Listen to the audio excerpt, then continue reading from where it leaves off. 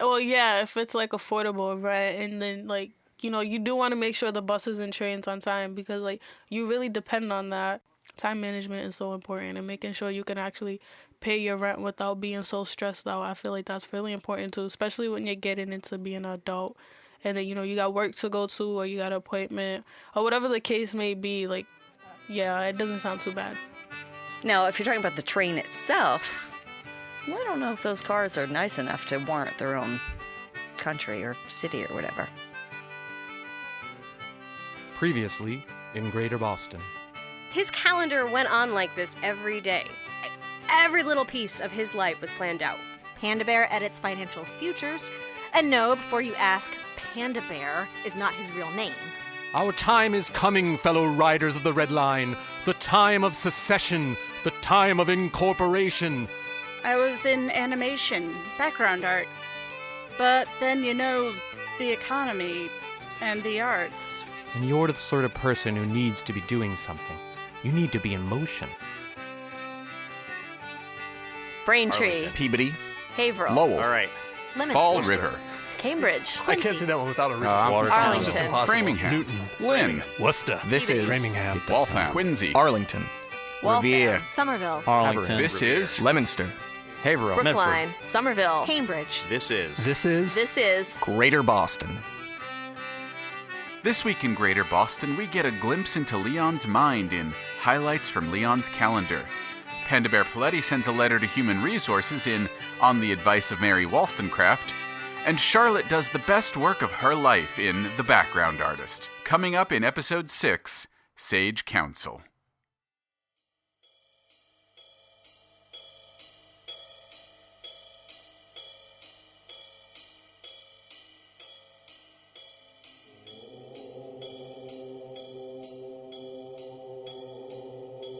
Sunday, September 1, 8 a.m. to 8:30 a.m.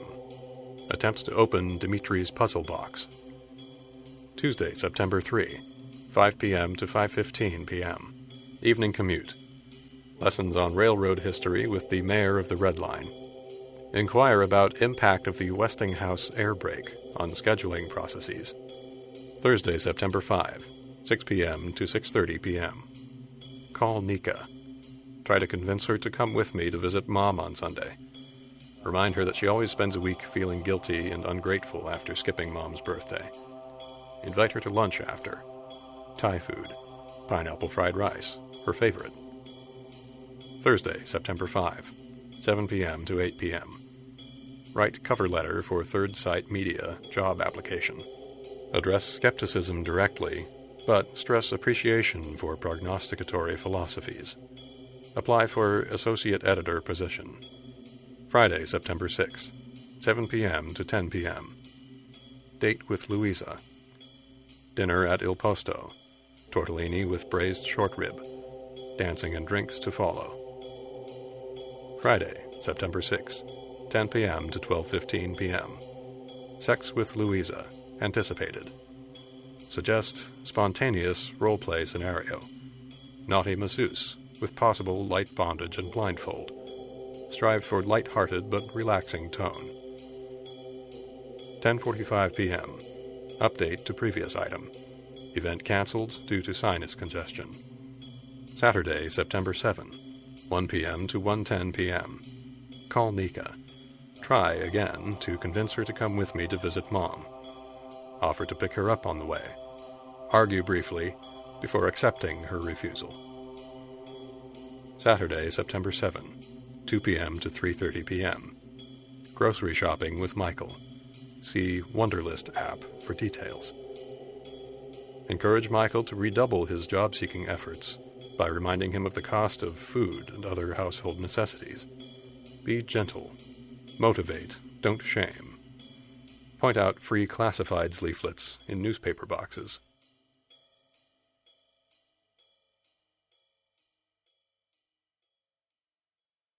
To Tyrell Fredericks, Department of Human Resources, from Panda Bear Paletti. Workplace hostility.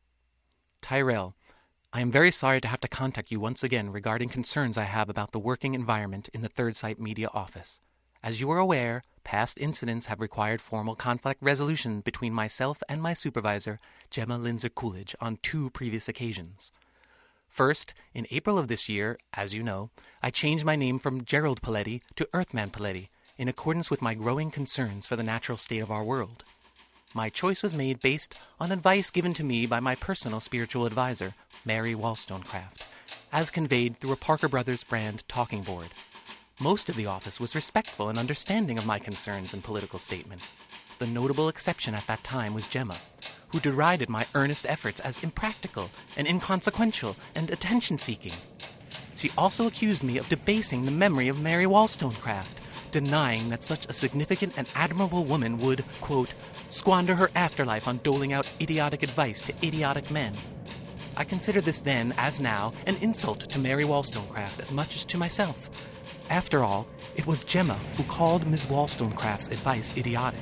What's more, her suggestion that Ms. Wollstonecraft would deliberately withhold her wisdom according to some elitist hierarchy is a foul slander that I simply could not abide.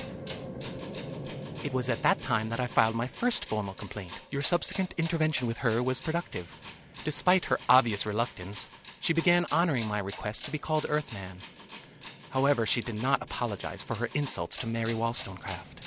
In February of this year, I consulted with Miss Wollstonecraft once more regarding my feeling that the impact of my name statement had diminished over time. She informed me that this sort of effort requires routine evolution.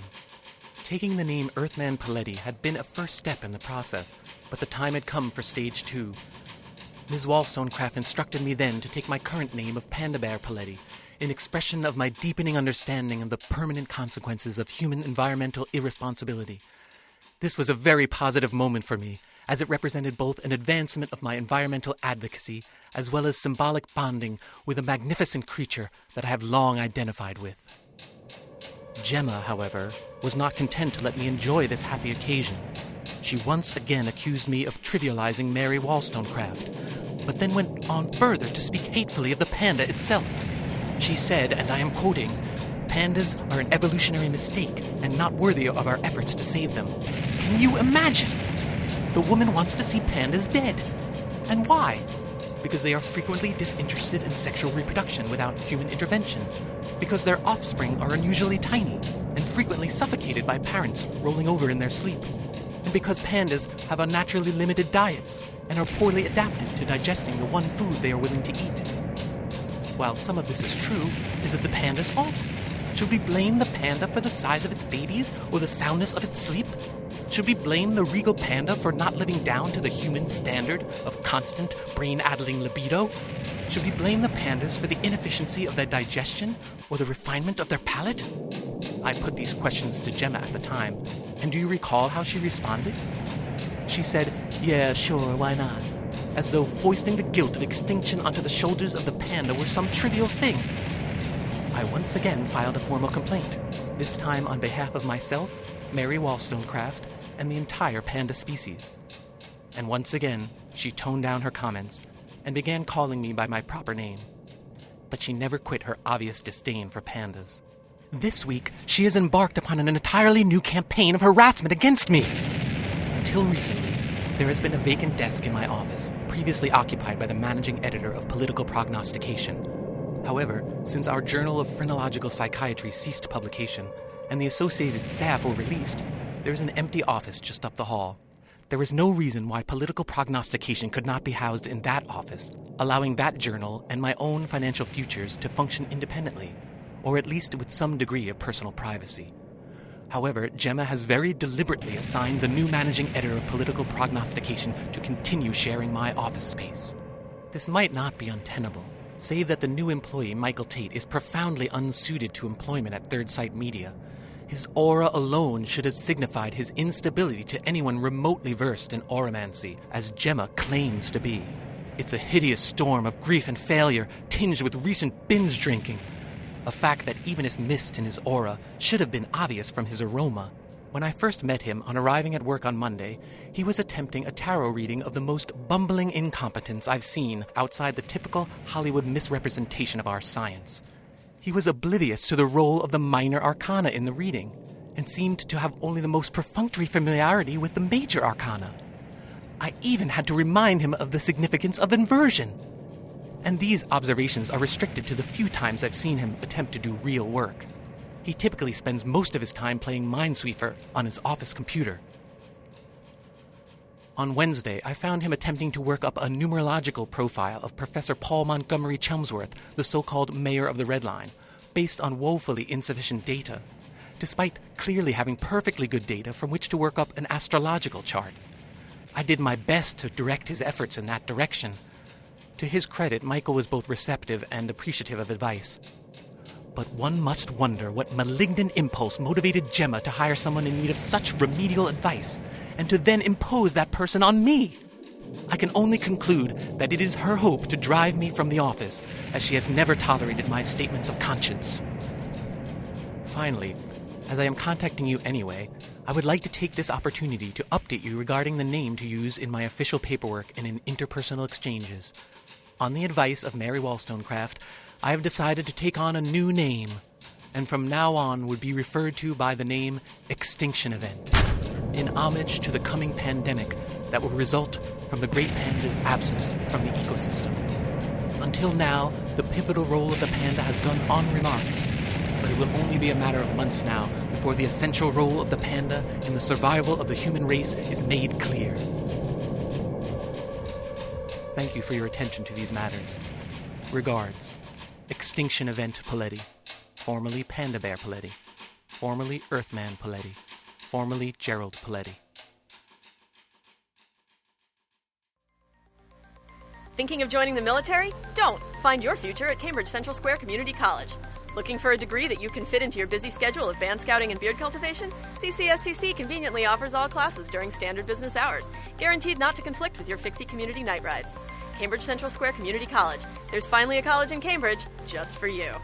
Why pay top dollar for an esoteric degree that only prepares you to sit home philosophizing to your cat? CCSCC specializes in practical, skills-based degrees, such as homecraft fashion, makerspace engineering, and froyo business management. What does the future hold for you? Find out today at Cambridge Central Square Community College, conveniently located in the former home of TT the Bears.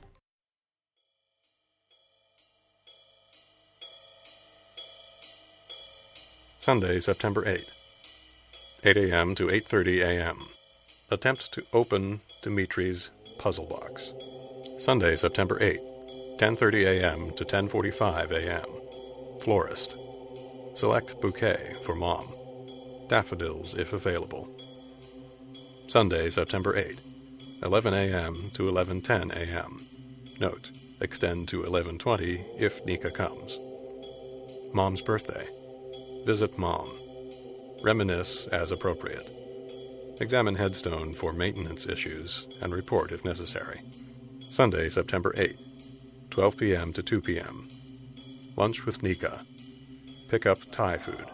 Chicken satay, crab rangoon, pineapple fried rice.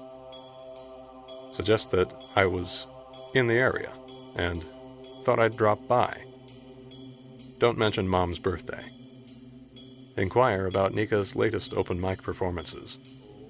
Invite her to test some new material. Offer encouraging feedback. Monday, September 9, 9 p.m. to 10:15 p.m. Sex with Louisa, anticipated. Likely to be final romantic encounter. Keep it uncomplicated. Be generous.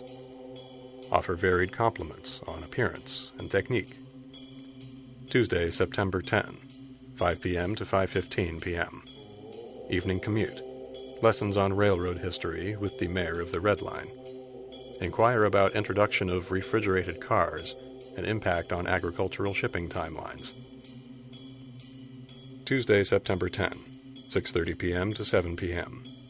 Clean refrigerator, with particular emphasis on emptying and washing crisper drawers. Smell check all dairy products. Dispose of any leftovers more than 1 week old. Move meats to be cooked this week from freezer to fridge.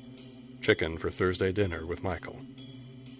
Tuesday, September 10, 6:45 p.m. to 7:30 p.m. Schedule overlap noted. Argument with Louisa regarding completion of scheduled chores versus going dancing. Louisa argues for spontaneity, also for more frequent dancing. Tuesday, September 10, 7 p.m. to 9 p.m. Schedule overlap noted. Complete scheduled chores. Tuesday, September 10, 9 p.m. to 9:30 p.m.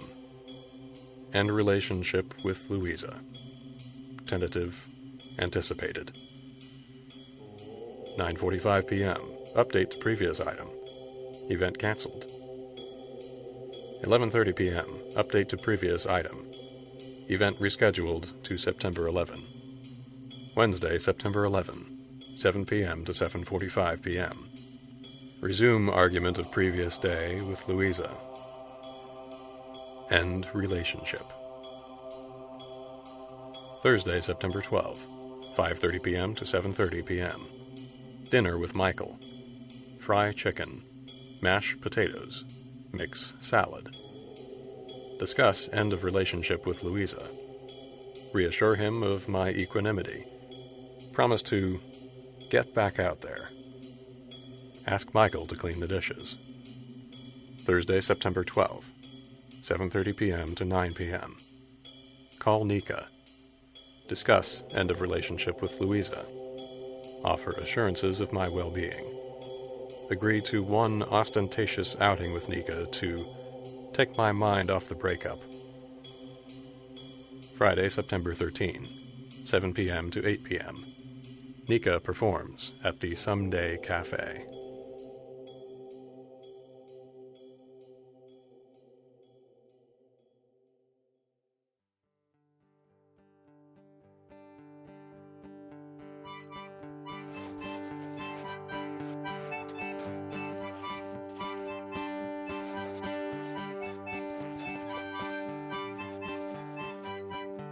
More than anything else, Charlotte was glad to be drawing again. She should have been drawing all along.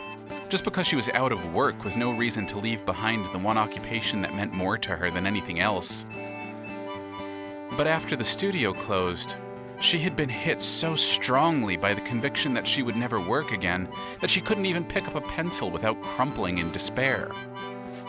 Well, not a pencil, actually, but a stylus. She lived in the modern world, after all. Pencil and paper were for students and hobbyists these days. If you wanted to get paid, if you wanted to keep up the kind of pace demanded by the modern production process, then you had to go digital, where her art could be easily manipulated and corrected without the slow marring of erasure or whiteout or correction tape. She had made that change a decade past. She still kept pencils around, of course, for doodling, for hand-drawn gifts, but not for work, not for anything that suggested a career. To pick up a pencil would have been to admit defeat, to admit to hobbyism. Charlotte was a professional. Charlotte was still a professional. Being out of work didn't change that. Having this writhing creature growing in her gut didn't change that. But she still needed to do something about it. She needed to be doing something. And so, she was making posters. The red line of the future. If there was one thing Charlotte knew, it was how to craft an image of setting, an image of place. That's what a background artist does, after all, and that's what the mayor needed now. Not just a set of arguments for why the red line should secede, a list of complaints and objections.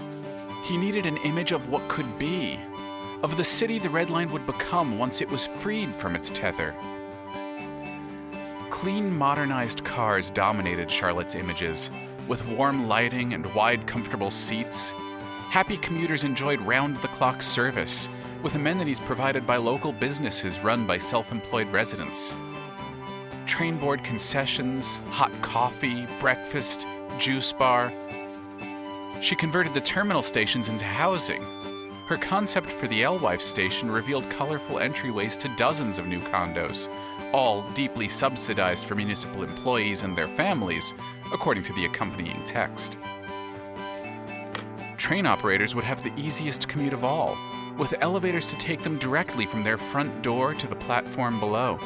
This was the first poster she brought him. He wasn't expecting it. She hadn't asked him, hadn't warned him. She wasn't going to give him the option of saying no. You need someone. You're the face of the mission. Charismatic, convincing. But you need someone behind the scenes to help the people see what you see, to give shape to your message, to give an image to your vision, to tell the story of what Red Line will be. I know how to create that scene, that sense of place, that complete narrative in a single perfectly realized location. I'm a background artist. It's what I do. You need me. Next came South Station, which naturally became a dining hub. She added tiers of seating, spiral staircases winding around trunk-like towers of tables and chairs, ending in a wrought iron canopy of elevated nightlife, drinks and dancing among the rafters. She put people in the scene. Happy people, people on dates, women in dresses, men in jackets, raising a glass of wine to their lips or a bite of pasta, leaning in close. The mayor loved it. He radiated approval like an excited cartoon character. Not just approval, awe. Like he was looking at the very spirit of everything he'd been working toward. This is perfect. This is, my God. Charlotte, this is a very big thing you've done for me, but what you're suggesting is even bigger still. Are you certain you want to be a part of this? People think I'm making a fool of myself, chasing an impossibility. And they might be right. I know that. But if you're joining this campaign, then I need to know that you know that as well. We might succeed. We might come to the end of this course as co-founders of a brand new city. But we might not. We might just end up making fools of ourselves, but we'd be making fools of ourselves together, united in the grandest of follies. Can you live with that? She could live with that. So now she was working on the southern leg of the Red Line. It was more difficult. She knew so little of it. Even when she was riding the lines just to occupy her mind, she had only sought the calm of meditative motion. She hadn't bothered to get out and look around. Her first step seemed obvious. To do with the southern terminals what she did with Alewife. Create housing for conductors and crew. But Braintree was smaller, less enclosed than Alewife, unsuitable for residential structures. And which was the terminus along the second branch? Was it Ashmont or was it Mattapan? She had never traveled that branch at all. And what happened at that little spot where the Red Line seemed to hiccup, with the tiny black bar joining two red circles on the map? She had no idea. JFK UMass looked more promising. It was a major junction situated at the point where the Red Line split toward its two southern terminals. Perhaps it made more sense to locate housing there, with shuttles to get the crew to their service origin points. This was insane, Charlotte realized. This wasn't art she was doing. It was urban planning. It was transit management. If this was going to work, she needed to know what she was talking about. She was going to have to get back on the train and go exploring. But that could wait. For now, she would work with what she knew. She would redesign Downtown Crossing as a retail hub. She would design the emergency medical station at Charles MGH, the classrooms at Porter Square, the art installations and performance spaces at Harvard Square. She realized her solutions were just speculative. Images of one possible future, to be adjusted and reconsidered in the unlikely event of success. Most of these decisions were probably moot. She hardly expected the referendum to pass. How could it? What did they really have in their favor? General discontent with funding allocations and transit management? Sure, of course. But that's not the kind of thing that gets people excited to go out and vote. Anyway, it didn't matter. It wasn't up to her, really. It was on the mayor to make the argument, to be charismatic, to convince people. In the meantime, she worked. She worked hard. She did the best work of her life.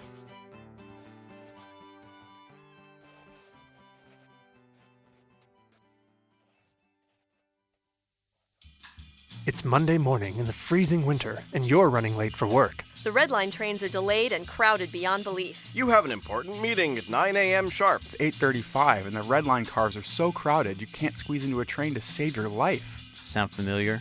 Sound too familiar? What if we could change your commute? What if we could change everything? What if we could take part of a terrible transit totality and turn it into something more? Something sensational. We're not proposing a utopia. We don't believe in perfection, and we're especially not going to find it on the red line. We're not naive. But we do believe in progress. We believe in change. We believe the trains can run on time. We believe you should meet more of your neighbors and fellow commuters. We believe in affordable homes for everyone. We believe we're the answer for Boston's housing crisis. Question number 2 proposes not only to fix the rancid red line issues, it proposes a radical new community focused on people's needs based on one simple principle. Our need to connect as directly as possible. Connect with your career. Connect with your home. Connect with your family. Connect with your community. All in one place. Vote yes on question 2. Because if you lived here, you'd be home by now. Paid for by future citizens of Redline. Sunday, September 15, 8 a.m. to 8:30 a.m. Attempt to open Dimitri's puzzle box. Sunday, September 15, all day. Post-relationship outing with Nika to Wonderland Amusement Park. Use outing as opportunity to discuss Nika's career prospects. Suggest audiobook recording as possible career path. Bring information regarding local producers seeking volunteers. Perkins School and Learning Ally. Also, inquire whether she has heard from Dimitri. Postcards stopped after he reached Oregon 6 months ago. Tuesday, September 17. Time unspecified. Receive interview request from Third Sight Media, anticipated. Clear schedule for interview preparations. Select, launder, and iron interview clothes. Print extra resume and directions to office. Prepare list of questions. Review Third Sight publications and study relevant topics. Divination, astrology, New Age spiritualism. Tuesday, September 18, 5 p.m. to 5:15 p.m. Evening commute. Lessons on railroad history with the mayor of the Red Line. Inquire about Westinghouse's impact on our evolving cultural perception of time and time management. Wednesday, September 18, time unspecified. Interview at Third Sight Media, anticipated. Speak confidently. Remember to make eye contact, but not excessively. Mind speaking pace. Ask questions. Impress interviewer. Friday, September 20, 4 p.m. to 4:10 p.m. Give 2 weeks' notice at Mobius Highway Productions. Be appreciative of past opportunities. Leave positively while paving way for replacement. Refer Michael as replacement and provide resume. Offer to train. Saturday, September 21, 3 p.m. to 3:15 p.m. Retrieve belongings from Louisa's apartment. Spare clothes, toiletries, books. Mystic River, The Name of the Rose, collected Sherlock Holmes. Briefly review recent decisions in discussion with Louisa. Reassure each other that we are essentially incompatible and have made the correct choice. Sunday, September 22, 8 a.m. to 8:30 a.m. Attempt to open Dimitri's puzzle box. Sunday, September 22, 3 p.m. to 4 p.m. Update OkCupid profile. Stress importance of time management skills. Thursday, September 26, 5:30 p.m. to 7:30 p.m. Help Michael prepare for new position. Offer practical congratulatory gifts. Agenda book. Desk supplies. Travel-size French press coffee maker. Help Michael set up a digital calendar. Show him how to use it. Update his contacts list. Introduce him to digital to-do list applications with cross-platform integration. Get him organized. Saturday, September 28, all day. Catch up on reading. Sunday, September 29, 8 a.m. to 8:30 a.m. Attempt to open Dimitri's puzzle box. Monday, September 30, 9 a.m. to 5 p.m. Michael's first day at Mobius Highway Productions. Anticipated. Provide orientation and training. Prepare him as my replacement.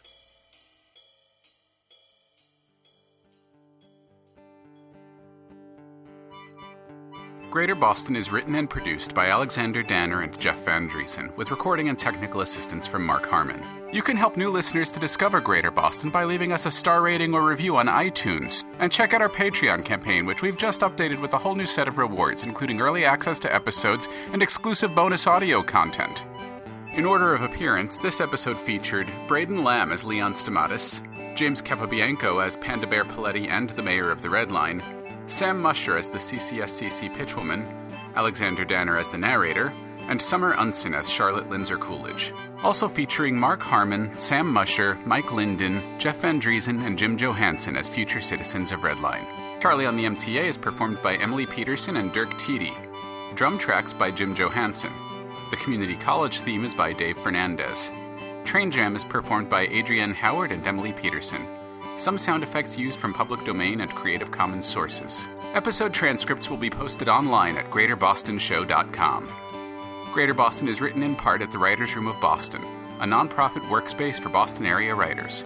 Find out more at writersroomofboston.org. They should not form their own towns. Why do you think that would be a bad idea? Who's on them? Are the trains running themselves, or are there people living there? That doesn't make any sense. This is a little crazy. Trains taking over. They live in their own towns. Thomas the Train. I don't even... No, sounds a little wild.